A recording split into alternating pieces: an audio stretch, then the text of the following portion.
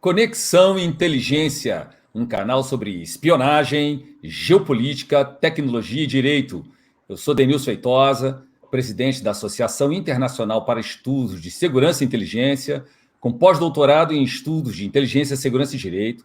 Estou aqui acompanhado do professor Eugênio Diniz, ex-presidente da Associação Brasileira de Relações Internacionais, diretor executivo da Sinopsis, Inteligência, Estratégia e Diplomacia, professor do Departamento de Relações Internacionais da PUC Minas e ex-oficial de inteligência da Agência Brasileira de Inteligência. E aí, Eugênio, estamos aqui novamente, não é isso?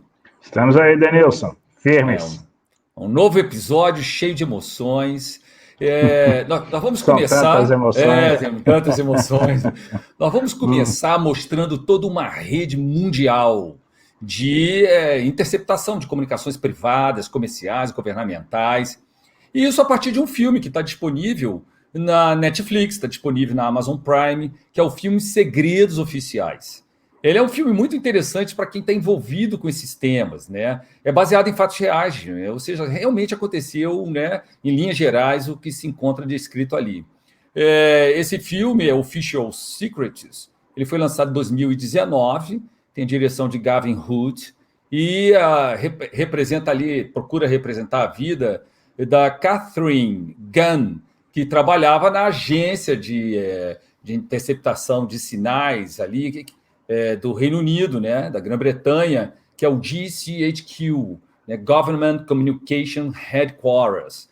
Ela era uma analista de inteligência que tinha acesso a essa rede mundial de interceptação de comunicações, e ela recebeu um determinado memorando da National Security Agency, que é a agência de interceptação de sinais dos Estados Unidos, a agência de segurança nacional, vamos chamar assim, e esse memorando pedia que se concentrassem ali, que o GCHQ, né, essa agência de interceptação de sinais do Reino Unido, que se concentrassem em membros não permanentes do Conselho de Segurança da ONU.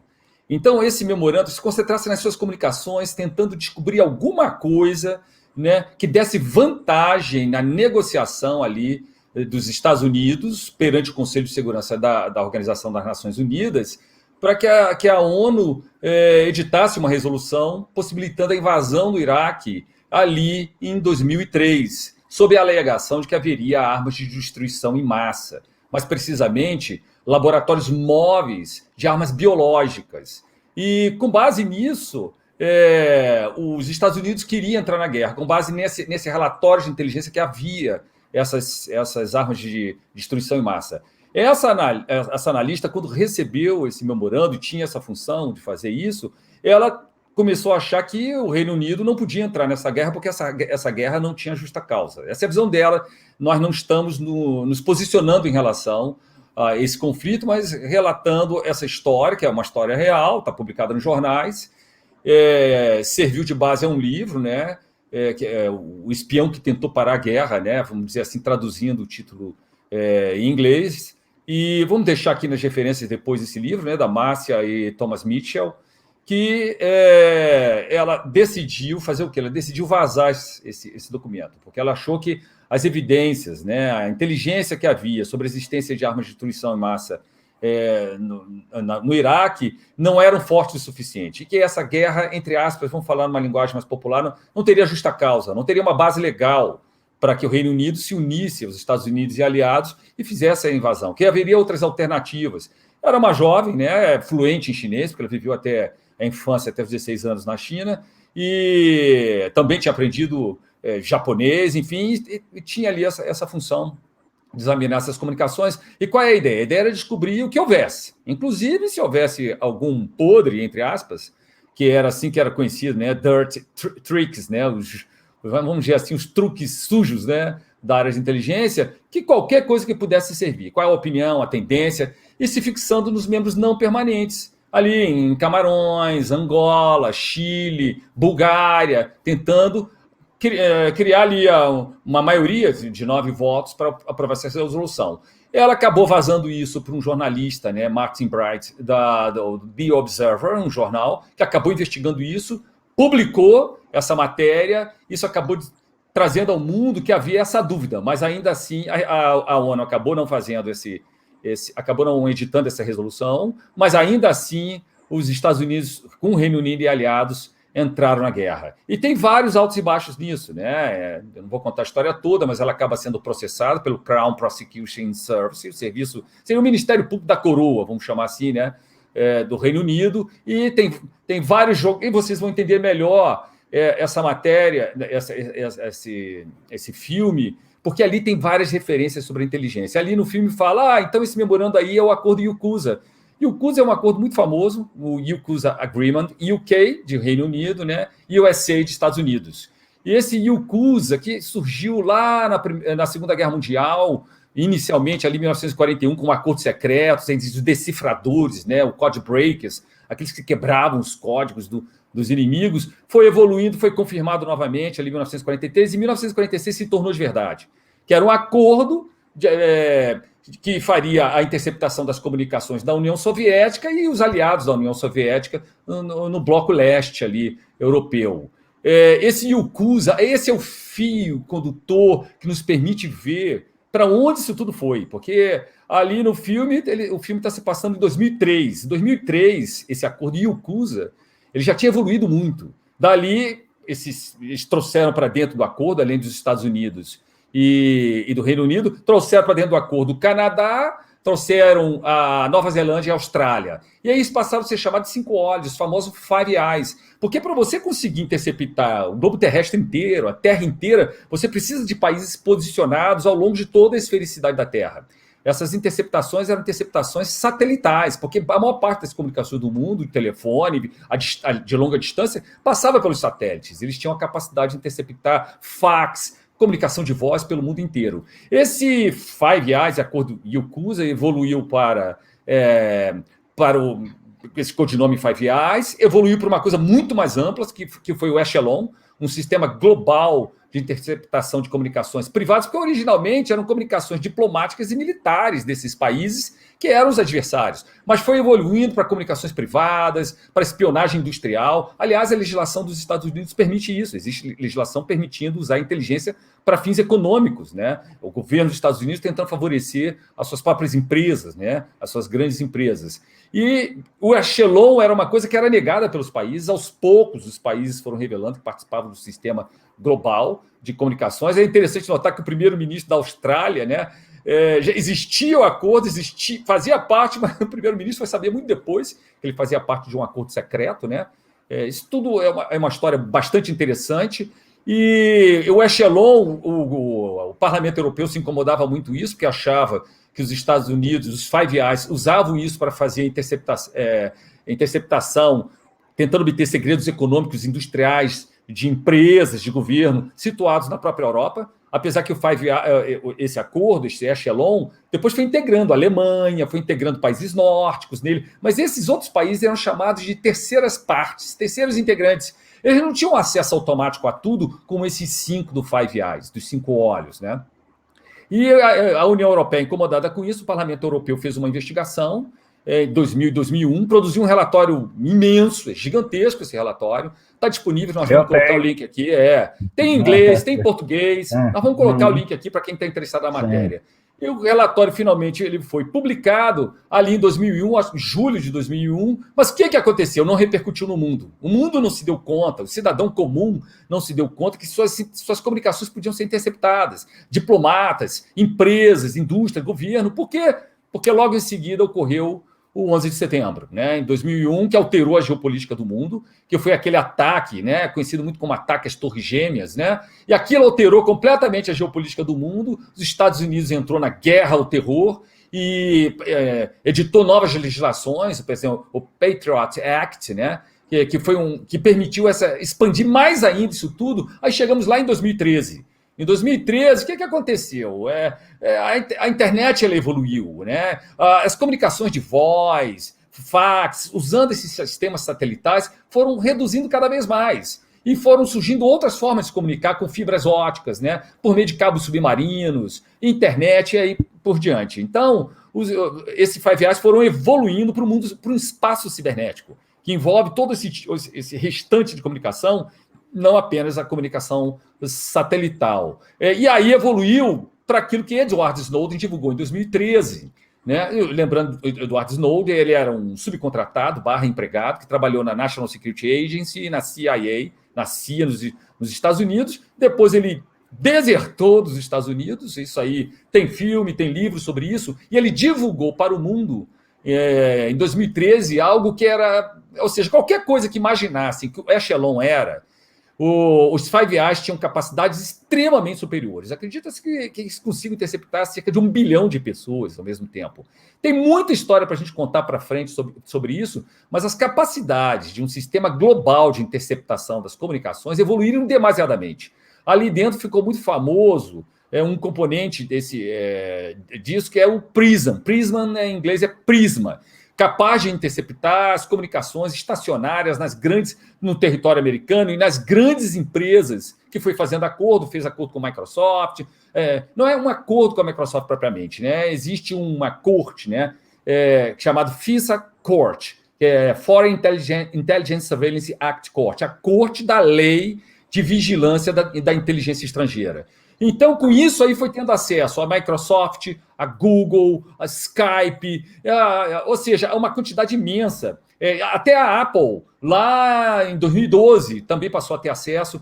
Ou seja, você estava usando o produto Microsoft, ou está usando Google, ou entrando na nuvem Google, e assim por diante, esse Prism, mais um outro, que é o Upstream, juntos, né? Porque o PRISM pega todas essas informações que estão depositadas passando pelo território estrangeiro. O Upstream vai mais longe. O Upstream pega os cabos submarinos que estejam passando, eles plugam ali aquele cabo submarino, só lembrando que a internet tem uma base física. A maior parte de tudo isso está passando por esses cabos. Então, você pluga diretamente, grampeia diretamente esses cabos submarinos e pega também as informações que estão em trânsito. É uma coisa absolutamente gigantesca. Interceptando, ficou claro, essas informações eram top secret, eram verdadeiras. Então, esse vazamento de Edward Snowden, ele permitiu que o mundo conhecesse que todo esse sistema global ele era muito mais vasto, muito mais amplo que qualquer um poderia imaginar. Para vocês terem uma ideia, a capacidade de interceptar os e-mails, os seus e-mails, meus e-mails, os e-mails de qualquer um, se você estiver digitando uma pesquisa, consegue invadir, hackear e ver o que você está digitando naquele momento, o que você possui nas nuvens de modo geral, e assim por diante, né? Então, tanto faz se é chat, se é video chat, se é um telefonema voz sobre IP, né? E assim por diante. É uma coisa assim, absolutamente impressionante. E o cidadão comum, e o político, né? Os chefes de Estado e os executivos, de modo geral, no mundo, não tinham consciência que isso era uma coisa tão profunda. No caso do Brasil, saiu que a própria presidente do Brasil estava sendo interceptada e o seu staff ao redor dela, que também empresas como a Petrobras estavam sendo também interceptadas, havia informações. Até o Barack Obama, na ocasião, falou: eu não vou fazer mais isso, mas é uma declaração política, porque a legislação americana, aprovada pelo Congresso Nacional, sancionada pelo presidente, permite que esse tipo, né, de interceptação global seja feita. Então, isso é algo extremamente vasto, né, Eugênio? É extremamente interessante. E o filme tem vários episódios ali que vocês vão gostar, os altos e baixos, né? Porque também isso é público, né? O procurador-geral ali da Inglaterra, País de Gales e Irlanda do Norte, né? Grã-Bretanha, ele inicialmente tinha dado um parecer contrário à entrada na guerra, e posteriormente ele deu um segundo parecer já meio mitigando esse posicionamento. Por fim, ele deu um parecer dando uma base legal para que o Reino Unido entrasse nisso. E o interessante é esse memorando que foi feito pelo Frank Cosa, né, que seria um Chief of Staff, seria o chefe de uma unidade chamada Regional Targets, que até então nem se sabia se ele existia, lá nos Estados Unidos. É interessante ver esse memorando também, o livro, né, sobre o espião que tentou parar a guerra, ele tem ali o original desse memorando ultra secreto, que acabou sendo vazado para a imprensa. Então, todos esses altos e baixos... Então, esse filme, Segredos Oficiais, ou Official Secrets, eles nos permitem ver ali o papel do Conselho de Segurança, esse relacionamento político, né, do procurador-geral com o primeiro-ministro tentando obter a acusação feita contra ela, baseado na lei, né, dos segredos oficiais, Official Secrets Act, e é daí que vem o nome do filme. Isso tudo é muito interessante. Então você vê lei da inteligência, base legal para você fazer uma invasão, proporcionalidade da invasão no Iraque. É muito interessante para quem gosta desses temas, geopolítica, relações internacionais, espionagem, vale muito. Então, quando você ouvir falar lá UKUSA, isso aí é o acordo Yakuza. Agora, vocês sabem que esse acordo feito lá consolidado, né, formalmente em 1943, agora 46, agora vocês sabem que nasceu na Segunda Guerra Mundial, agora você sabe que isso aí, muitos acham que foi até com base num discurso do Winston Churchill sobre a cortina de ferro, né, Iron Curtain, dizendo que após a Segunda Guerra Mundial haveria uma expansão da influência da União Soviética, e a única forma de evitar que isso se transformasse numa guerra dura, uma hot war, uma guerra quente mesmo, com armas, seria o Reino Unido e os Estados Unidos se unirem, e você vai entender essa evolução para o Echelon, que é o que estava já vigorando naquela época, né, da Catherine Gunn, essa analista de inteligência, e essa evolução que sofreu para o futuro do espaço cibernético, trazendo o Prison, o Upstream, assim por diante. Muito interessante, né? E agora você acabou de descobrir que quase tudo que você faz na internet, no seu computador, é vulnerável. Sua câmera pode ser aberta, o seu som pode ser aberto, o seu teclado pode ser acompanhado, as suas pesquisas podem ser vistas e assim por diante, né? É claro que muitas empresas evoluíram tentando aumentar o sigilo, criptografia ponta a ponta, e há todo um discurso hoje de criptografia ponta a ponta, segurança de alto nível para tentar evitar. Foram criados e-mails, né, para poder tentar evitar essa interceptação em massa feita pelas agências de inteligência, mas isso nós vamos ver em futuros episódios, porque o Eugênio também tem muitas coisas interessantes para trazer para a gente. Eugênio? Isso aí, Denilson. Bom, primeiro comentar rapidamente alguns desses pontos que você trouxe, né? Eu sempre tenho uma certa reserva com relação a filmes sobre whistleblowers, porque o que acontece é que sempre é muito fácil de fazer uma romantização fácil, né, da história. Como é que chama? Uma personagem intrépida, né, enfrentando todas as forças das trevas que querem sufocar, blá, blá, blá. Né?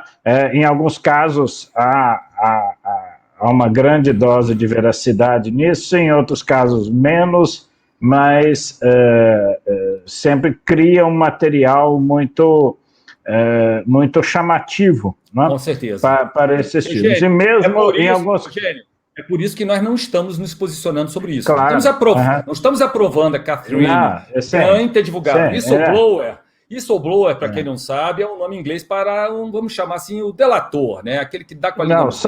Não é o delator no sentido do traíra, do rato. Não é o delator no sentido de alguém que expõe aquilo que supostamente seria um ilícito governamental, é isso. Ou, no mínimo, duvidoso. Então, digamos, o whistleblower mais famoso foi o Daniel Ellsberg, um dos papéis do Pentágono, Pentagon Papers, que reuniu documentos. Note-se que o caso do Daniel Ellsberg é muito diferente, porque o que Ellsberg fez não foi falar, né? O Ellsberg reuniu documentos aos quais ele tinha acesso, documentos governamentais da própria circulação interna do governo, cuja divulgação mostrava que o que o governo estadunidense avaliava internamente sobre o que ocorria no Vietnã era bastante divergente do que era a sua posição pública. Então, identificando e circulando alguns problemas e tudo mais.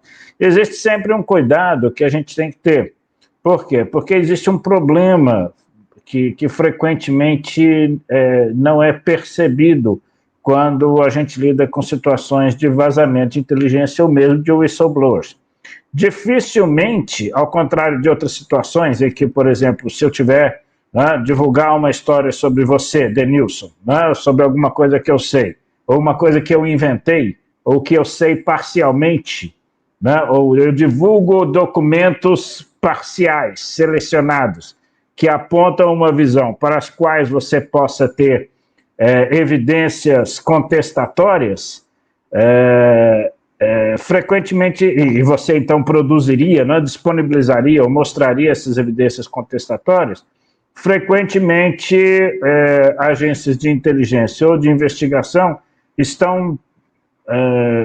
esse é um procedimento vedado para elas. Por quê? Porque eventualmente significaria divulgar outros procedimentos em curso, outras operações em curso, outras atividades em curso, expor, né, recursos, inclusive indivíduos, né, em situação muito delicada. Então, frequentemente, é preferível a organização ela absorver, digamos assim, o prejuízo em termos de relações públicas, de imagem, seja o que for, do que comprometer ainda mais alguns dos seus recursos mais valiosos. Então, você tem muito cuidado com a relação. Né? Esse é um tema interessante para a gente voltar e ver a legislação sobre esse assunto, por exemplo, dos Estados Unidos e do Reino Unido. Mas, frequentemente, o problema não é a legislação. O problema é o seguinte, a legislação poderia me autorizar. Nós supondo que eu fosse, por exemplo... Ou não. Mas eu poderia ser a pessoa que teria autorização para desclassificar o documento e mostrar.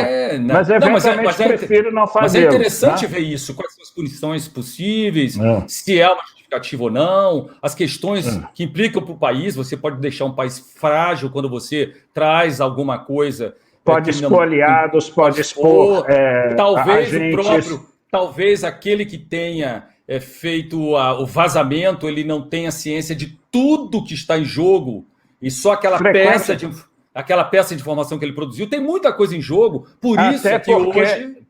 nós não vamos nos posicionar sobre essa questão. Mas me permita explorar esse ponto um pouquinho. Olha, quem não conhece os procedimentos internos, eu vou falar só em termos mais genéricos, porque não faz sentido eu adentrar em pontos mais específicos. Mas é um procedimento padrão de organizações de inteligência que haja uma restrição com relação às informações que qualquer agente, mesmo que ele tenha credencial de segurança de acesso máximo, que ele pode acessar.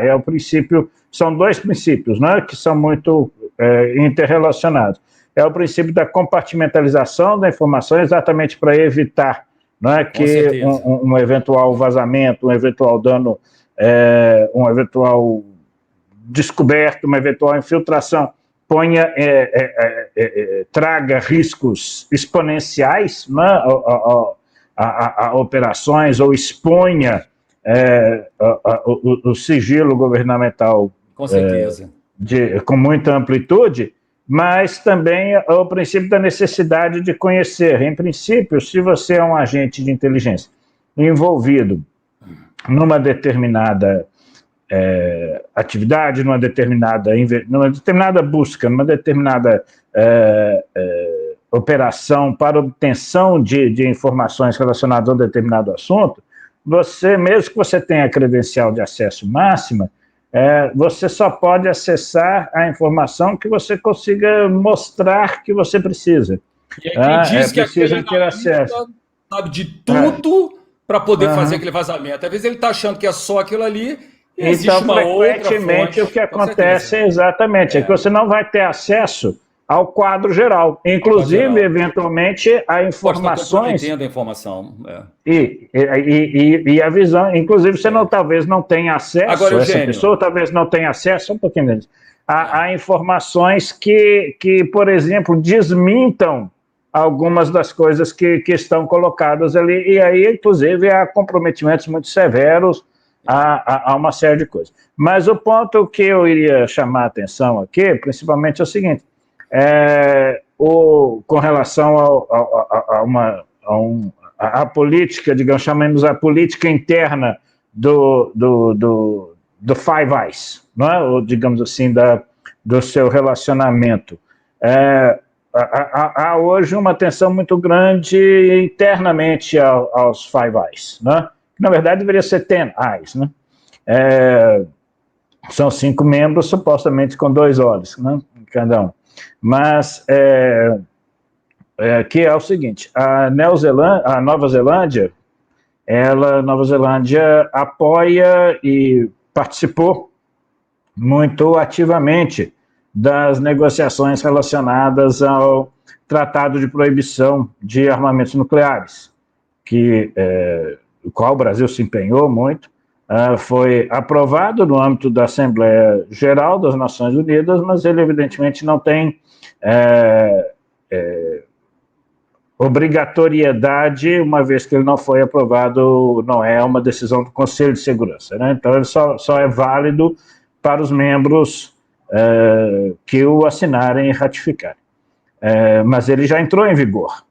E é um tratado que sofre oposição muito forte dos 5 países nuclearmente armados, reconhecidos pelo TNP. Evidentemente sofre oposição também por mais que haja uma manifestação pública de boa vontade, não vão ratificá-lo os outros 3 países, os outros 4 países que têm armamentos nucleares que não fazem parte do TNP. Mas o interessante aí, no caso, é o seguinte: a Nova Zelândia, sendo parte do Five Eyes e estando também sob o guarda-chuva nuclear dos Estados, sob a proteção nuclear, né, chamado Nuclear Umbrella, o guarda-chuva nuclear, a tensão que isso produziu com os demais membros, os demais integrantes do Five Eyes, Austrália, o Reino Unido, Canadá e, naturalmente, os Estados Unidos, é uma situação delicada para a Nova Zelândia. Então, é interessante observar, nos próximos meses, haverá a Conferência de Exame do Tratado de Não Proliferação Nuclear. É uma reunião regular que é feita de 5 em 5 anos com os membros do TNP, né, desse tratado, que hoje reúne todos os integrantes da ONU, menos 4, né? Todos os Estados-membros da ONU, menos 4, que são exatamente Índia, Israel, Paquistão e a Coreia do Norte, que era integrante e depois saiu. Então é um tratado muito abrangente. Essa reunião deveria ter ocorrido, essa conferência de exame do TNP deveria ter ocorrido no ano passado. Com a pandemia, ela foi adiada para esse ano, tudo indica que realizar-se-á em agosto, e então as discussões ali possivelmente serão impactadas exatamente pelo Tratado de Proibição de Armamentos Nucleares, e imagina-se, faz sentido observar, como que vai ser a atuação da Nova Zelândia nesse contexto e, eventualmente, as repercussões que isso terá, inclusive para o Five Eyes. Agora, coisas Eugênio, muito importantes a observar. Mas, Eugênio, esse acordo entre os 5 olhos, vamos chamar assim, os Five Eyes, é tão forte. A gente estava até comentando aqui previamente, né? É interessante que a Austrália fazia parte e o primeiro-ministro nem sabia, né? Ele demorou para saber que fazia parte que a Austrália, porque era super secreto, né? Que a própria Austrália fazia parte disso. Então é tão vantajoso esse acordo que eu acredito que essa aliança, né? Esse acordo resiste a qualquer coisa. Eles podem até se opor politicamente na política externa, mas eles não querem perder a vantagem de ter um sistema global de interceptação das comunicações. Mas nós ainda temos um tempinho para mais um assunto, e eu queria ouvir o Eugênio falando da regulação do Bitcoin, que ele está interessado em falar desse tema, né? Estou sabendo aqui, um passarinho da inteligência me falou que é um tema que você quer tocar nele. É algo que depois a gente vai ter até que explorar com um pouquinho mais de cuidado, Denilson, mas é algo que retoma ou permite, né, nos permite retomar algo que a gente mencionava na semana passada, né? Na semana passada nós mencionamos as desventuras, né, as traulitadas que o Bitcoin andou levando aí nas últimas semanas, né? E isso já vinha, ou isso ocorria já num quadro em que começavam a pipocar, começavam a fervilhar, a surgir daqui e dali reivindicações no sentido de uma maior regulação desse mercado de moedas. É um mercado, a gente tocou nisso na semana passada, é até difícil usar a expressão, mas por falta de expressão melhor, vou usar um sistema monetário muito diferente da ideia de moeda que a gente está acostumado, né? Porque, bem ou mal, as moedas são emitidas por governos e as únicas alternativas que havia até hoje sólidas, né, com relação a essa moeda emitida pelos governos eram o ouro e a proposta da moeda que tinha sido trazida pelo Keynes, né, nas negociações de Bretton Woods, uma moeda internacional que é uma moeda estritamente contábil, né, ela não teria emissão, autoridade emissora, né, muito mais um parâmetro que existe, né, o direito especial de saque, existe essa equivalência hoje, né, dentro do FMI, mas ela não é uma moeda de curso forçado, ela não é uma moeda como a gente está acostumado. O Bitcoin em que sentido? Ela não é emitida por nenhum governo, mas ela, em tese, às vezes pergunta, qual que é o lastro disso? É o mesmo lastro do ouro, né? A sua extraordinária conveniência como reserva de valor e meio de troca, em função de sua raridade, de sua divisibilidade, que no caso do Bitcoin é muito maior do que a do ouro, mas, e portanto, é a própria busca por ela que lhe dá o seu valor, inclusive como reserva de valor e como meio de troca, né, como meio de pagamento. Mas, ao contrário das outras moedas que a gente sabe muito, se você tem o dinheiro, né, você pode mostrá-lo, né, a cédula, se ela está no banco, ela está lá facilmente registrável com todo o nome, você tem que dar a sua documentação, vai ter uma série de dispositivos que permitam identificar, né, o proprietário. O Bitcoin, a sua descentralização, o registro da propriedade não permite imediatamente localizar o seu detentor. Não é? A pessoa sabe, não dá para tomar da pessoa.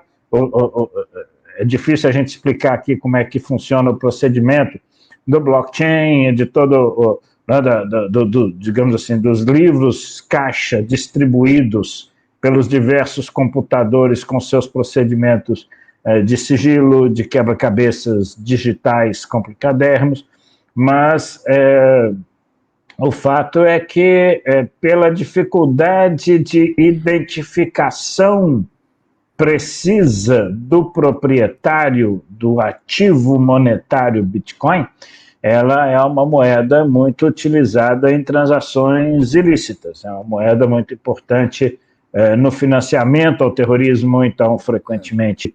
Eugênio, nós vimos isso aqui no Conexão, né? Que foi aquele ataque cibernético à Colonial Pipeline, que nós vimos no primeiro episódio, né? Que aquele grupo pediu o quê? Que se pagasse Bitcoin. Pagasse Bitcoin. Por quê? Porque aí você anonimiza, você não sabe quem é que está recebendo e quem é que está usando aquela moeda. É um dos graves problemas, né? Então, as transações, elas acabam sendo transações não rastreáveis. A propriedade não é rastreável. Então, e o que está posto em termos de regulação?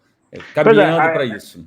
O que começa agora é a demanda por essa regulação. Isso ainda não está, digamos, codificado em propostas amplamente discutidas ou que estejam caminhando para o consenso, mas o fato é que, diante dessa quantidade muito grande de pressões em torno dessas transações criminais, sem muitas vezes, sem sequer, digamos assim, o pendor, a valoração, por mais que a gente possa concordar ou discordar, né, política envolvida em determinadas organizações, simplesmente atividade criminal estrito sensu, a mais rastaquera, roubo de dados, enfim. Então, é algo a observar e que possivelmente vai impactar nessa dinâmica que vinha de uma valorização muito intensa, ainda que muito volátil, cheia de altos e baixos, mas com uma tendência clara. Agora teve uma queda de quase 50% que teve agora. É até difícil, sabe, que um dia é disso, outro dia é China, uma queda de quase 50%. Claramente numa trajetória declinante com relação ao seu auge. E essa demanda por uma regulação maior, que vem de diversas fontes, de diversas motivações distintas, ela possivelmente vai impactar. Curiosamente, isso ocorre no momento em que ela começava a se tornar mainstream. A gente mencionou semana passada. Com certeza. A própria atuação do CEO da Tesla, Elon Musk, nesse processo, mas grandes bancos aqui no Brasil que vinham resistindo a operar com Bitcoin, a correta, começavam a aceitar, a oferecer alguns serviços de investimento em Bitcoin. Criptomoedas em geral, mas evidentemente no caso é Bitcoin. O imposto de renda tem uma rubrica ali, uma categoria para você declarar esse criptoativo, ou seja, essa criptomoeda, que é a moeda digital Bitcoin. Você pode lançar lá dizendo, olha, eu tenho Bitcoin. Agora, Eugênio, só para acrescentar, né, nesse sentido, o Bitcoin levou muita, como usando sua expressão, traulitada, muita pancada ultimamente, né? Você teve a declaração do Elon Musk, terceiro, agora está categorizado como terceiro mais rico do mundo, né? Que criou a Tesla, enfim, que deu uma balançada no valor da moeda. Aí vem esse ataque à Colonial Pipeline exigindo o pagamento em Bitcoin. Aí vem o governo da China e proíbe as suas instituições financeiras, é uma regulação do Bitcoin na China, proíbe as instituições financeiras de utilizarem o Bitcoin, o que vai dificultar empréstimo, prestação de serviço. Então, a regulação de dois grandes países do mundo, né, que é a China e os Estados Unidos. Aí, se não bastasse, vem os Estados Unidos e fala que vai aumentar o rigor no controle de Bitcoin, vai fazer a taxação, ou seja, regulação nos Estados Unidos, por um lado, regulação pela China, que são dois grandes economias do mundo, mais a declaração do Elon Musk, mais o ataque à Colonial Pipeline, isso tudo balançou o valor da moeda.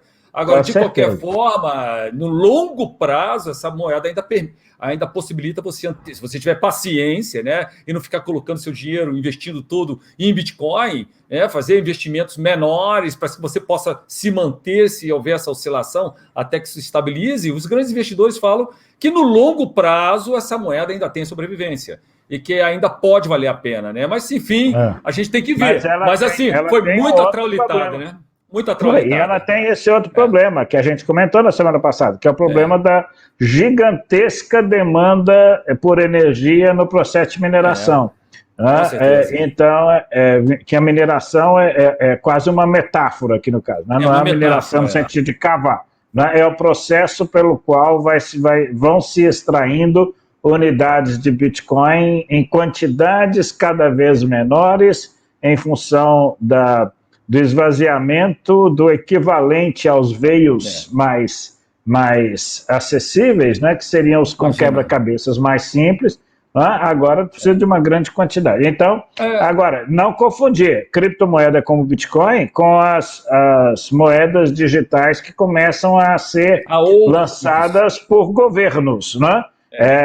Elas continuam moedas centralizadas. O Central do Brasil quer lançar moeda digital, não é criptomoeda. A China quer lançar a sua, tem vários países. Então, não confundamos. Não. Para contrapor a existência dessas criptomoedas, né? Agora, Eugênio, o assunto está muito bom, mas parece que chegou nessa hora, né? Olha, gente, o Eugênio levantou essa bola da regulação do Bitcoin e outras moedas que estão aí postas, moedas digitais, criptomoedas, não moeda digital em geral, porque senão vai confundir com o que a China quer criar, o que o Brasil quer criar. Não, a gente está falando de criptoativos, criptomoedas, né? Então, levantou essa bola, nós vamos discutir muito esse assunto, porque é de interesse de muita gente. Vamos voltar com outros assuntos aqui, muito interessantes. Coloque aí também a sua visão sobre o que a gente está falando e assuntos que você gostaria que a gente tratasse, né, Eugênio? É isso, gente. Eu acho que chegou a nossa hora. Foi um prazer enorme estar aqui com vocês. Igualmente. E nós aguardamos aqui vocês para um próximo episódio, né, Eugênio? Uma próxima Conexão Inteligência, Denise. É isso aí. Então, lembrem-se de clicar no dedinho para cima se você estiver vendo o vídeo. Se você estiver ouvindo o podcast, você vai lá e clica ali nas 5 estrelinhas, dizendo que você está gostando. Então, você dá ali o seu like, né? Se você se inscreva no nosso canal, seja no YouTube, seja na forma de podcast, que também nós estamos lançando, já está disponível em Spotify, está disponível em Apple Podcast, na Amazon Music, vários outros provedores de podcast que você pode ouvir, você pode estar na ginástica, você pode estar em algum lugar, você pode estar fazendo comida, pode estar dirigindo o carro e não dá para ver o vídeo, né? Agora, você pode botar o vídeo também e deixar e ficar ouvindo o áudio, isso também é possível, né? Agora, inscreva-se nos nossos canais e você também compartilhe isso com as pessoas, né? Compartilha, gostei desse vídeo aí, a gente dá uma olhadinha. E por fim, quando você se inscrever ali do lado tem, se for no YouTube, um sininho, que você deve habilitar a notificação para saber quando a gente lança alguma coisa. Gente, prazer enorme estar aqui com vocês. Não é isso aí, Eugênio? Isso aí, Denilson. Um abraço a todo mundo que compartilha aí o canal com a gente. É isso aí, até a próxima, gente. Um abração. Até a próxima. Abraços. Tchau.